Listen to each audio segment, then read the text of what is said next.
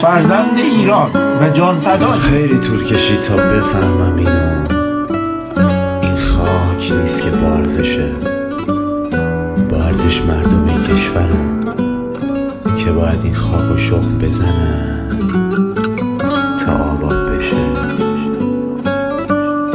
مگه نه هیچ خاکی بدون مردمش ارزشی نداره؟ پس وطن یعنی هموطن.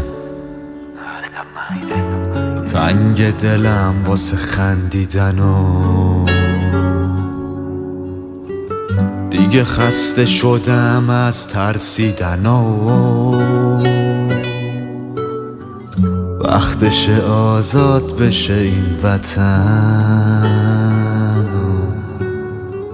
تنها و غریب ایران منو خدا بیا جمع بکن این اهریمنو ایران من. میدونم میتونی تفره نرو،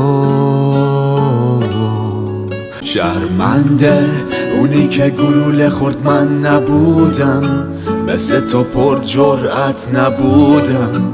چقدر بغض تو این گلوم هست، خدا بگو تعجب نکردی خودت چطوری فقط توی 2 شب 30,000 تا ایرانی پلوتن.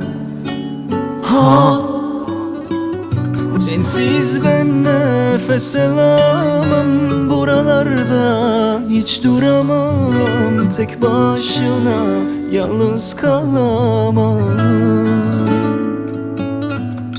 Senin kokun özlerim, hep yollarını gözlerin, götür beni gittiğin yere.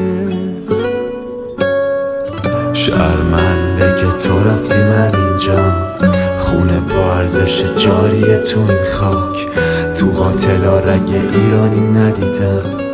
وقتش گم بشن پاینده با ایران. Ben masumum. Günahım sadece nefes almak, sadece konuşmak, sadece istemek.